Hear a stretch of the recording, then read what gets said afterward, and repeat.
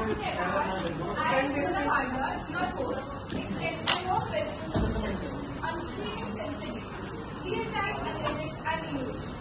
before getting on board with the events, I would like to inform you all that we are organizing these kinds of events at the IIT, that is, Institution of Innovation Council.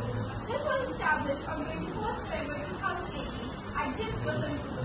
Since inception of IIC by the Innovation Cell, MIC, as per the norms and directives of Ministry of Education, the Ministry of Human Resource Development, MSR.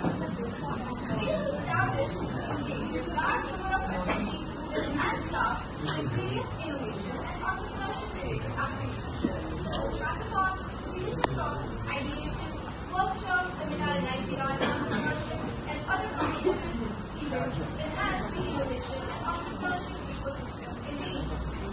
Allow me to introduce our esteemed professor, Dr. Ava Bhatia. She established a reputation for proficiency in with an emphasis on computer network and data science. She values a student-centered approach, highly accepting, friendly, supportive environment that fosters critical thinking and intellectual curiosity.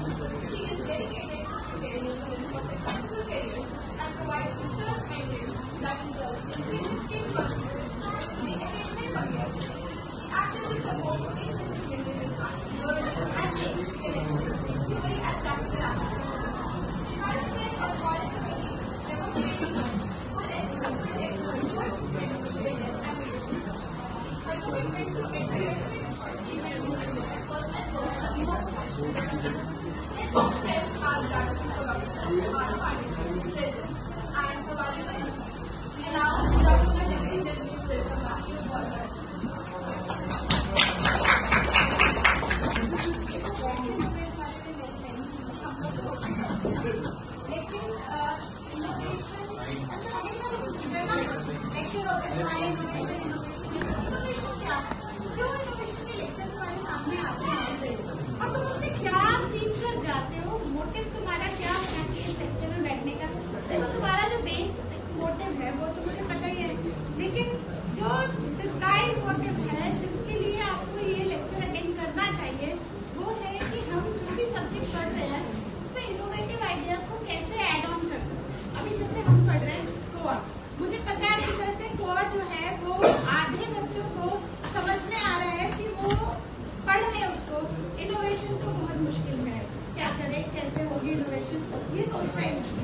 लेकिन जो पहला term है, मतलब कोआ को आप कैसे समझोगे, तभी तो उसमें इनोवेशन ऐड ऑन करोगे। अच्छा बताओ, कोआ में तुमको क्या समझ में आता है? हम क्या पढ़ रहे हैं, क्या कर रहे हैं? आर्किटेक्चर में क्या पढ़ रहे हैं? हार्डवेयर एंड सॉफ्टवेयर पढ़ रहे हो। कैसे एक इनपुट से आप आउटपुट प्रोड्यूस कर रहे हो, उसके बीच में जो प्रोसेस हो रहा है वो समझ रहे हो, है ना? अगर मैं बोलूँ कोआ को कि एक्चुअली कोआ क्या है, तो वो क्या है, इनपुट और आउटपुट के बीच में जो प्रोसेस है वो उसको समझा रहा है कैसे हो रहा है वो प्रोसेस। तो एक तरह से हम समझे कि एक बहरा गूंगा इंसान खड़ा है, ठीक है, उसको तुम कुछ भी बता रहे हो, तो क्या वो कुछ प्रोड्यूस कर पाएगा? वो एक्सप्रेस तो नहीं कर पाएगा ना कुछ भी। तो हमें क्या चाहिए? हमें डंप मशीन नहीं चाहिए, हमें कैसी मशीन चाहिए? एक्टिव मशीन चाहिए, सो दैट जो हम उसको इनपुट दें वो उसको प्रोसेस कर सके, ठीक है। तो उसके लिए क्या होगा, हमें क्या चाहिए? सबसे पहले कुछ इनपुट डिवाइसेस चाहिए, कुछ आउटपुट डिवाइसेस चाहिए और बीच में एक प्रोसेसर चाहिए जो इन चीजों को समझे। तो ये तो तुमको समझ में आ गया अब तक कि इनपुट डिवाइसेस ना खुद से कुछ नहीं कर पाती है ना? उसमें भी किसी ने इनोवेशन डाली कि इनपुट डिवाइस और आउटपुट डिवाइस के बीच में जो प्रोसेसर है इन दोनों को कनेक्ट कैसे करना है। तो पहले तो ये चीज समझो कि इनपुट और सीपीयू की जो प्रोसेसिंग स्किल है बहुत डिफरेंस है, पता है तुमको? सीपीयू को आप कैसे काउंट करते हो? इंस्ट्रक्शन पर सेकंड से, तो कितना पर सेकंड इंस्ट्रक्शन फॉलो करते हैं सीपीयू? नैनो सेकेंड्स में, थाउजेंड्स ऑफ इंस्ट्रक्शन पर सेकंड। और input output devices few bits per second। तो कितना डिफरेंस है? इन दोनों डिफरेंस को मैच करने के लिए हमें कुछ ना कुछ चाहिए था, तो हमने क्या यूज किया? एनीवन? सीपीयू और इनपुट आउटपुट डिवाइसेस के बीच में क्या होता है? इंटरफेस क्या प्रोवाइड करता है कि जब आपने कोई भी इनपुट दिया वो सीपीयू का प्रोसेसिंग करेगा, उससे पहले वो दोनों को एक पेज पे ले आएगा, यानी इसकी स्पीड और इसकी स्पीड दोनों स्पीड मैचअप हो जाए। अब सिर्फ स्पीड नहीं है, और भी चीजें आती है आईओ के साथ। और क्या है वो स्पीड के साथ साथ प्रोसेसिंग स्किल है, कैसे प्रोसेस हो रहा है एक और दोनों का सेम प्रोटोकॉल भी नहीं है। यहाँ हम क्या है कि दोनों का सेम फॉर्मेट है, फॉर्मेट अलग अलग है, इनपुट आउटपुट डिवाइसेस का फॉर्मेट अलग है, सीपीयू का फॉर्मेट अलग है। अब आ जाती है बीच में मेमोरी। मेमोरी कहाँ है? मेमोरी सीपीयू के बीच में है। तो मेमोरी को कैसे हम एक्सेस करें? अच्छा, मेमोरी का काम क्या है बताओ?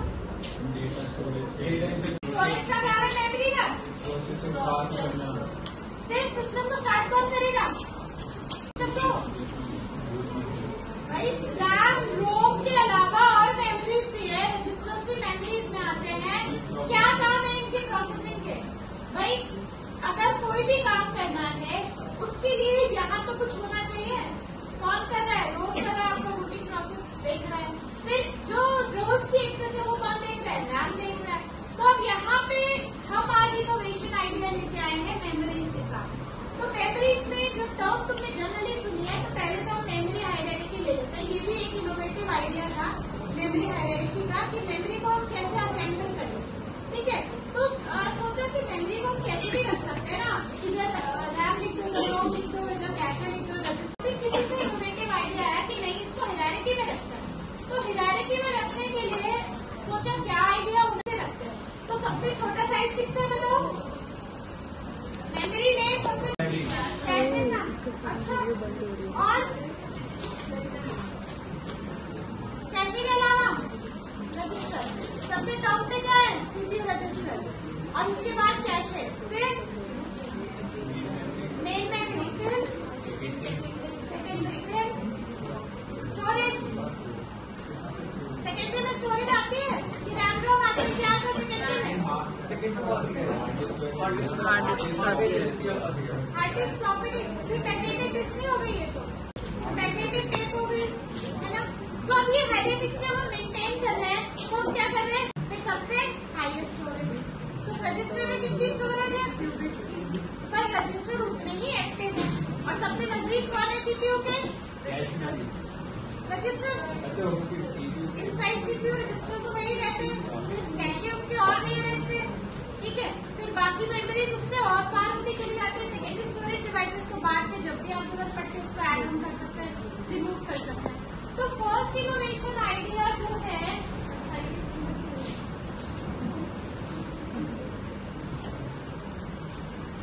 तो first innovation idea in computer memory है वो है universal memory technology. So universal memory technology क्या है? पहले तो ये समझो, पहले तुम्हें इसीलिए मैंने मेमोरी से स्टार्ट किया है कि मेमोरी क्या है, फिर आप इसको समझो, फिर हम आगे कैरी ऑन करते हैं। सो डीडीआर, एसएसडी, ये टर्म आप लोगों ने सुनी है? क्या होती है डीडीआर? क्या होती है? फुल फॉर्म पता है? एसएसडी क्या होती है? स्टोरेज के लिए होती है। तो इसमें इससे पहले हम ये सारा काम किसमें कर रहे थे? हार्ड डिस्क में कर रहे थे। तो हमने इनोवेट नहीं किया कुछ भी। ये इनोवेशन आइडिया क्या आता है? आप लोगों को लगता है ये स्पेस कम है, मैं काम नहीं कर पा रहा ढंग से, ये समझना कि इन सबकी कैसे मैनेज करते हैं। मुझे कैसा पीसी चाहिए? अगर मुझे गेम पीसी चाहिए तो मुझे क्या चाहिए? गेमिंग पीसी चाहिए तो मुझे क्या प्रोसेसिंग चाहिए ना, फास्टेस्ट प्रोसेसिंग चाहिए। तो क्या करते हैं आप? कौन सा सीपीयू लेते हैं? XPDD क्यों लेते हैं? इतनी ज्यादा रैम होगी, रैम के साथ क्या ऐड करते हो? DDR ऐड करते हो। तो DDR is the innovation, that is an innovation idea. DDR बहुत तरह की है। अब यहाँ पर देखो DDR क्या है। पहले तो ये समझ लो यूनिवर्सल मेमोरी टेक्नोलॉजी क्या है। तो इसमें फेज चेंज मेमोरी हम कहते हैं इस टेक्नोलॉजी को, और ये super fast operation, very low power usage, multi year internet है। यस,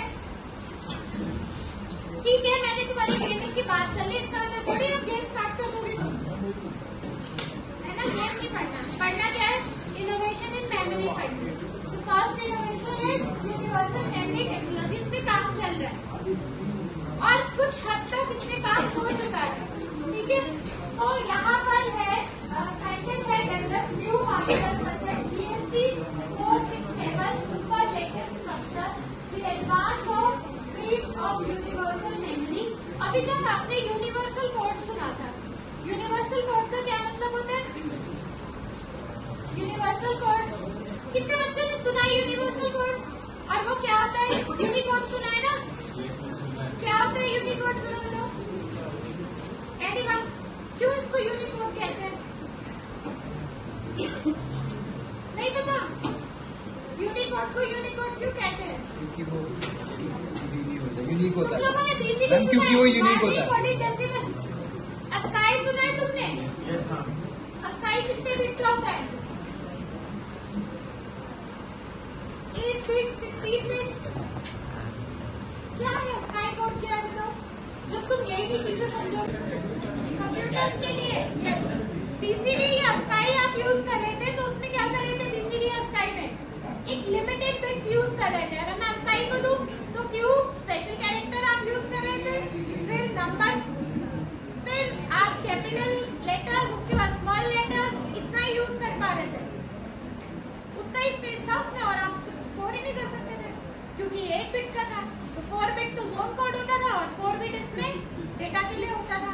फिर आया यूनिवर्सल कोड, ये 64 बिट का है।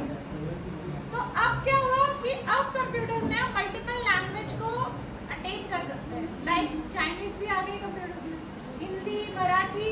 आपको पता है कंप्यूटर आप ऑपरेट कर सकते हो हिंदी, मराठी, पंजाबी में। और इसके अलावा एक लैंग्वेज है बोडो लैंग्वेज। आप लोग लैंग्वेज भी नहीं जानते होंगे। नॉर्थ ईस्ट साइड में लोग रहते हैं, वहाँ पर पॉपुलर है बोडो लैंग्वेज। तो बोडो तक में आपका कंप्यूटर कोड आ गया। यानी सी लिखोगे आप तमिल में, सी लिखोगे आप मराठी में। आप अब तक इंग्लिश में ही लिख रहे थे ना, तो यूनिवर्सल कोड है ये। This is universal code. ऐसे ही यूनिवर्सल मेमोरी होगी कि आप उस मेमोरी को कहीं पर भी एक्सेस कर पाओगे। उस मेमोरी में आप कुछ भी प्रोसेस कर पाओगे। That is the universal memory technology. अब यहाँ पर देखो क्या किस चीज से बनी होगी? जर्मेनियम है,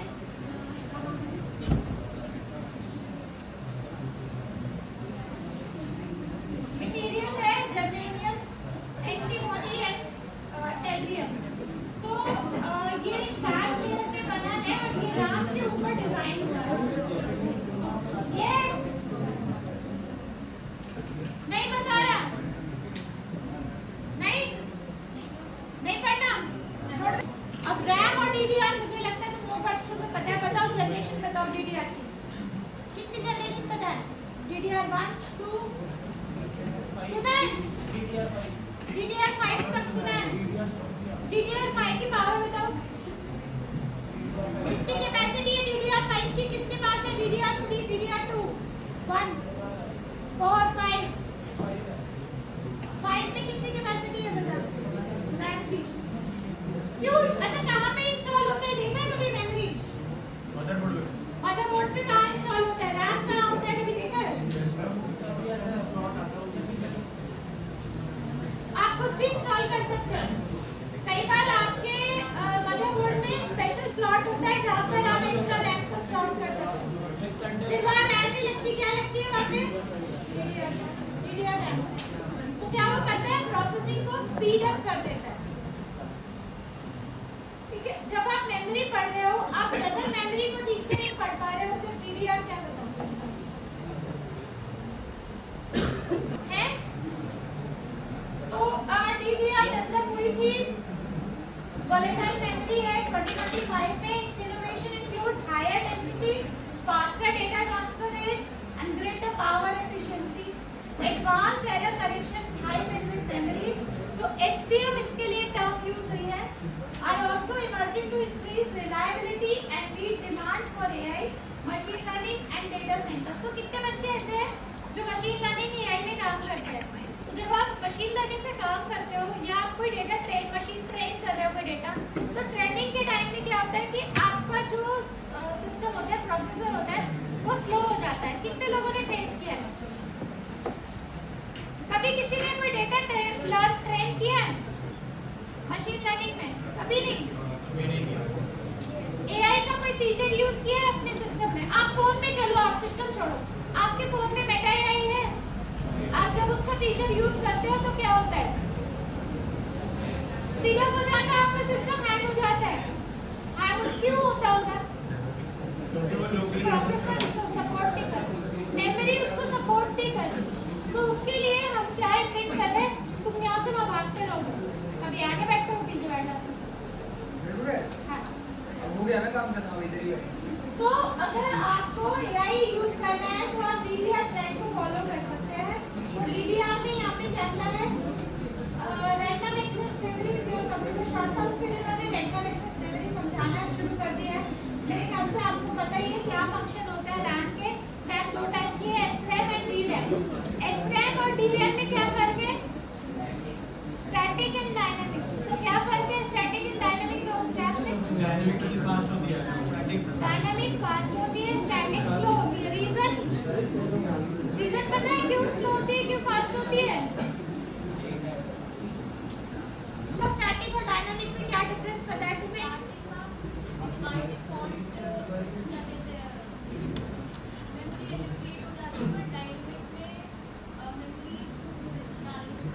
खुद डालनी पड़ती है। अच्छा, इसमें तुमने जो मोटे-मोटे तुम डिफरेंस याद करते हो, स्लोअर है, फास्टर है, ऐसे याद करते हो, एक्सपेंसिव है, कम एक्सपेंसिव है। तो एसरैम डीरैम में भी ऐसे डीरैम में पढ़ा होगा, कौन सा एक्सपेंसिव है? डीरैम एक्सपेंसिव है, SRAM expensive. Yes, static RAM is expensive as comparative to dynamic RAM. So dynamic RAM easier है इंप्लीमेंट करना, लेकिन क्योंकि फास्टेस्ट है, बट एक्सपेंसिव तो एसरैम ही एक्सपेंसिव नहीं, एक्सपेंसिव है स्टैटिक रैम। सही बोल। RAM is a computer short-term volatile memory that store data for programs and processes that are currently running. Purpose क्या है? It allows the device to operate more quickly by providing fast access to data needs, improving the speed of startup and program function compared to the hard disk alone. और DDR की full form है double data rate. So क्या technology use हो रही है DDR में?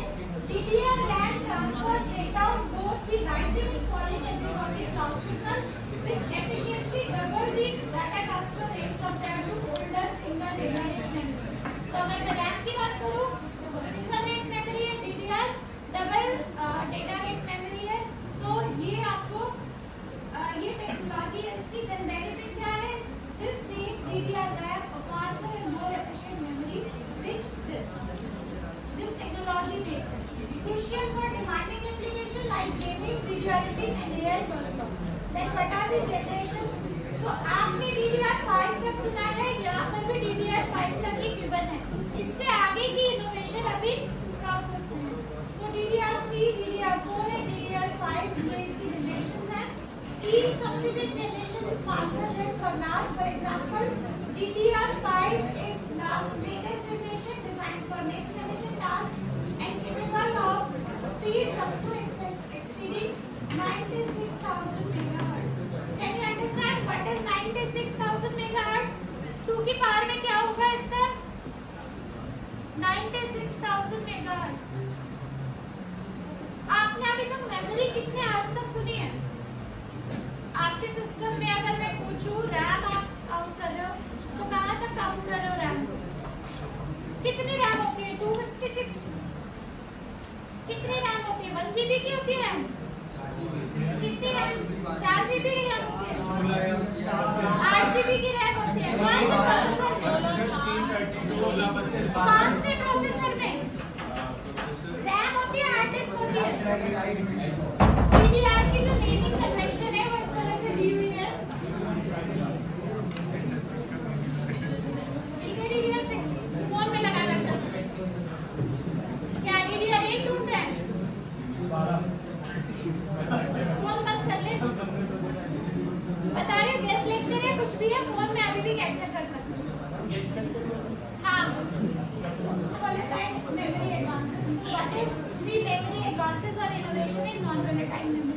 तो non volatile memory से क्या समझते हो आप? What is volatile memory? हाँ, जब तक सो DRAM SRAM में भी एक डिफरेंस है कि SRAM जो है वो पीसी बंद होते खत्म, और DRAM कुछ फ्यू सेकंड्स तक एक्टिव रहती है, आप उसमें काम कर सकते हैं। ठीक है, ये एक और मोटा डिफरेंस अगर SRAM DRAM में अगर आपको पता है। तो नॉन वोलेटाइल मेमोरी में क्या एडवांसेस हैं? Non volatile memory market is experiencing major growth due to the rise of IoT, AI and big data application. So big data application कितने बच्चों ने सुना है? What is big data? Have you ever heard big data? Big data के लिए कौन-कौन सी application use होती है? नहीं, कभी नहीं सुना? Power BI, okay. Big data के लिए फ्लटर कौन बोला? फ्लटर, हाँ। और बिग डेटा आता कहाँ से? जनरेट कहाँ से होता है बिग डेटा? नहीं। सो बिग डेटा की बात करें तो बिग डेटा एक्चुअली कुछ नहीं है। व्हाट्सएप पे, फेसबुक पे, इंस्टा पे जो आप डेटा रोज डेली में एक्सेस कर रहे हो, क्या करते हो? मैसेजेस की बाढ़ आ जाती है। एक बार इंस्टा खोलो, इतनी सारी वीडियोस, इतने सारे मैसेजेस वो मैनेज करने होते हैं। उनका पर्पस क्या है? यूजलेस है ना? गुड मॉर्निंग मैसेजेस हैं, कितने गुड मॉर्निंग मैसेजेस आते हैं ग्रुप पे, अगर देखो एक बार खोलो तो वो सारे क्या है? यूजलेस। पर कहीं पर वो डेटा काम आता है, वो वीडियोस काम आते हैं। लाइक अगर हम फेसबुक इंस्टाग्राम की बात करें तो वहां पर जब हम बिग डेटा की बात कर रहे हैं तो क्या होता है कि फेसबुक से हम जज करते हैं कि ये जो डेटा है ये किस पर्पस के लिए काम आ रहा है। जैसे आप टेररिस्ट को वहां से फाइंड आउट कर सकते हैं, आप वहां से जो अटैकर्स हैं उनको फाइंड आउट कर सकते हैं, जिहादियों को फाइंड आउट कर सकते हैं। कैसे? उनकी वीडियो को ट्रैक करके। बिग डेटा बनता है और उस बिग डेटा को हम कैसे रिजॉल्व करते हैं? मशीन लर्निंग से डेटा को ट्रेन करते हैं। सो जो डेटा हमारे काम का होता है उसको हम फिल्टर करके यूज कर लेते हैं, और जो हमारे काम का डेटा नहीं होता उसे हम डिस्कार्ड करते हैं। सो इसके लिए हम फिर माइनिंग करते हैं। इसके लिए थोड़ा लंबा प्रोसेस है, डेटा को कलेक्ट करना, फिल्टर करना, माइन करना, यूजलेस डेटा को ग्रैब करना। फिर उसके लिए बहुत सारे टूल्स हैं, माइनिंग के भी टूल्स हैं, बिग डेटा को हैंडल करने के भी टूल्स हैं, लाइक हडूप है, हडूप भी इसी काम आता है। तो ये सब जब हम प्रोसेस कर रहे हैं तो हमें क्या चाहिए? एडवांसमेंट चाहिए, इनोवेशन चाहिए मेमोरी में इस सब काम को करने के लिए। सो नॉन वोलेटाइल मेमोरी में भी हम एडवांसेस या इनोवेशन कर सकते हैं, जिसके थ्रू आप इस तरह की एप्लीकेशन को भी एक्सेस कर सकते हैं, यूज कर सकते हैं। सो यहाँ पर क्या टेक्नोलॉजी है? तो इसमें क्या इनोवेशन हुआ? Innovation such as memory computing in hybrid memory cubes, HMC हम इसे कॉल करते हैं, which combines logic and memory in a single stack, enable high scalability, performance and multitasking for advanced computing platforms. So recent discoveries क्या है? Such as phase change outside memory, POX memory, ever heard? कभी सुना ही है? POX memories। तो आज घर जाके इसको सर्च करना POX memories क्या होती हैं और ये काम कैसे कर रही हैं।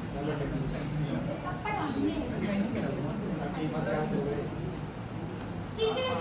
Then advances in non-volatile memory, that is called NVM, focuses on emerging technologies like MRAM, FVRAM, TCM, RRAM, which aim to combine the speed of SRAM with the persistence of flash memory. What are flash memories? Have you heard? Flash memories तो पता है क्या होती है? जो भी storage memories होती है वो सारी फ्लैश मेमोरीज में आती हैं, नहीं? तुम लोग कैसे अटेंटिव होगे मुझे बताओ, एक क्विज करें तुम्हारी।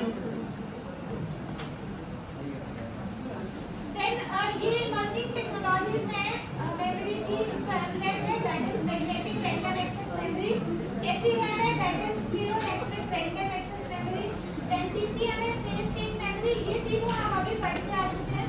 देन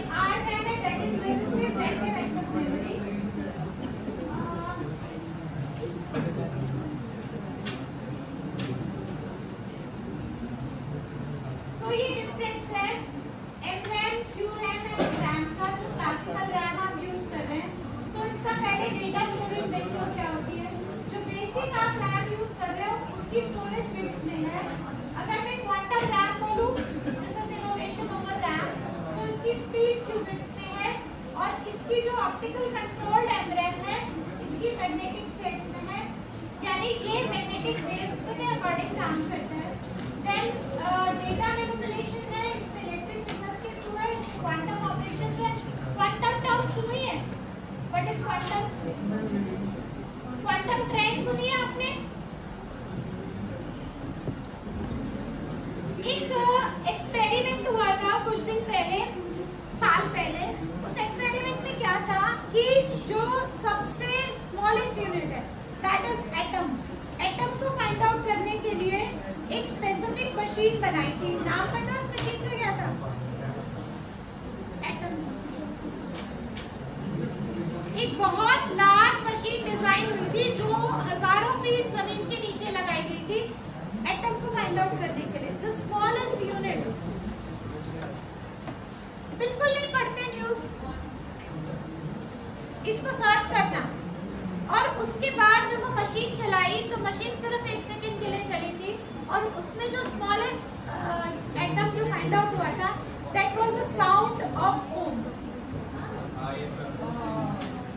तो अगर आपको ये सब साइंटिफिकली प्रूव हो रहा है with the help of different devices, so उस डिवाइस में इतनी बड़ी बड़ी मशीनें लगी थी, किलोमीटर्स तक वो मशीन फैली हुई थी और वो 1 सेकंड चली, उसके बाद बंद हो गई, फिर नहीं चली। तो उसमें जो सबसे मिनिमम यूनिट जो एटम का मिला वो एक साउंड थी और वो साउंड ओम थी। मुझे भी नाम याद नहीं आ रहा, उसमें मैंने न्यूज में सुना था।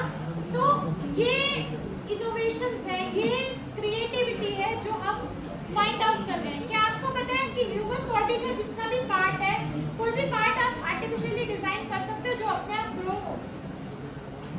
कोई भी बॉडी पार्ट, लाइक आईज भी है, आप स्पेक्स लगा लेते हो, क्या आप आईज को रीजनरेट कर सकते हो?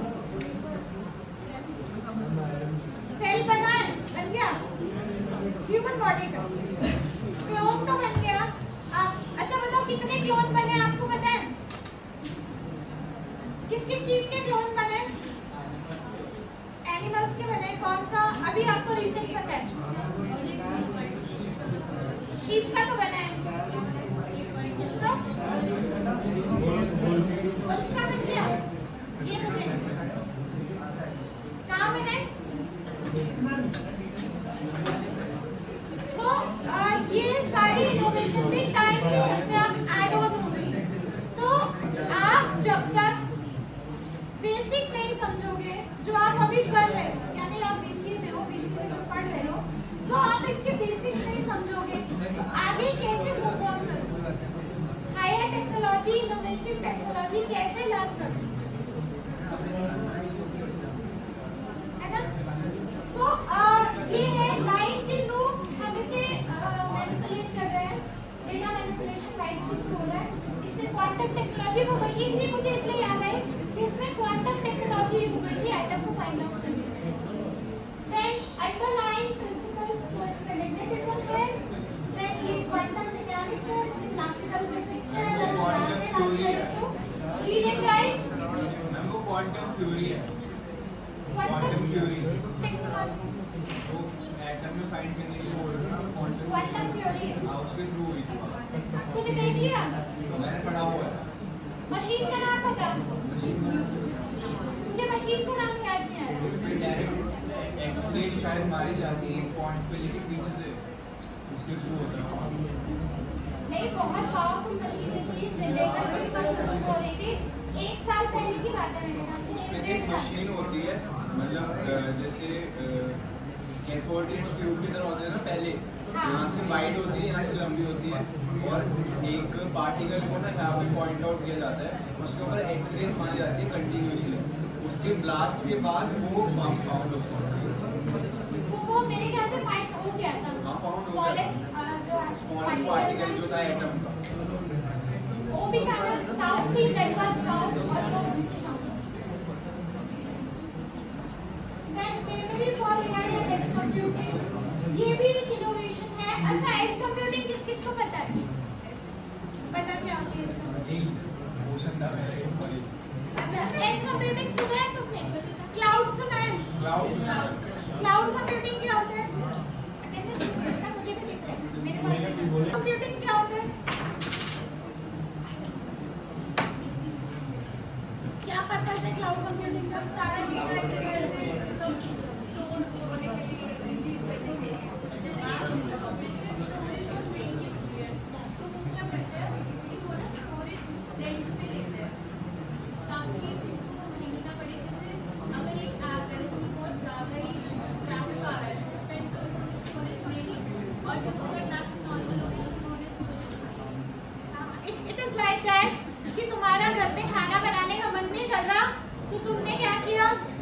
ऑर्डर कर लिया, बना बनाया खाना ले लिया। तो क्लाउड का 3 टाइप का बेसिकली होता है, SaaS, PaaS और IaaS। पता है ये टर्म? क्लाउड की टर्म पता है? SaaS, PaaS और IaaS। SaaS होता है सॉफ्टवेयर से रिलेटेड क्लाउड।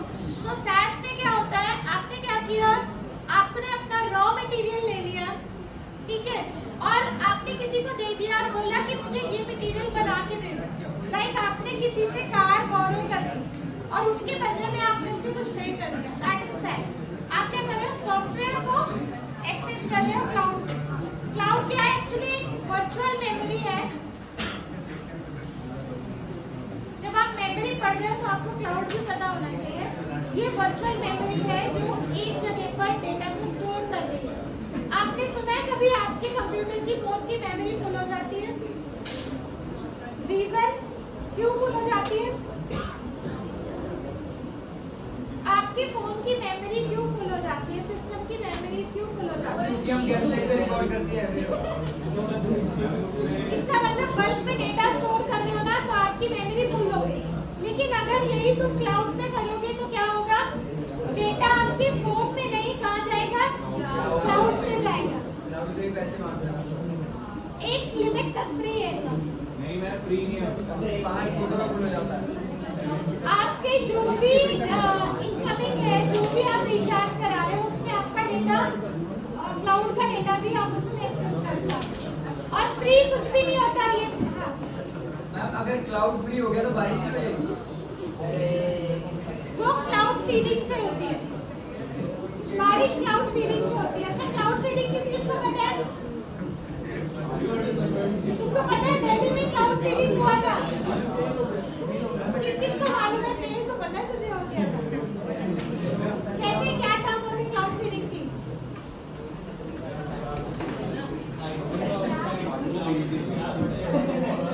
क्या करते हैं?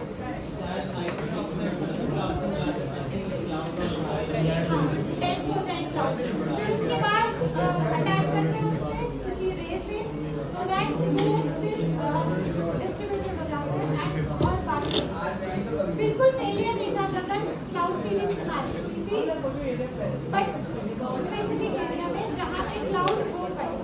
एक्चुअली अब जब खेत होता है, खेत में बीज डालते हैं, क्या सारे बीज जो पौधे बन जाते हैं? तो जहाँ स्पेसिफिक कंडीशन मिली वहाँ पे क्लाउड सीडिंग से बारिश हुई। ठीक है, that's all for today. Thank you so much guys for your patience. I would like to thank you for such an informative session. Finally, thank you to the audience. Thank you so much.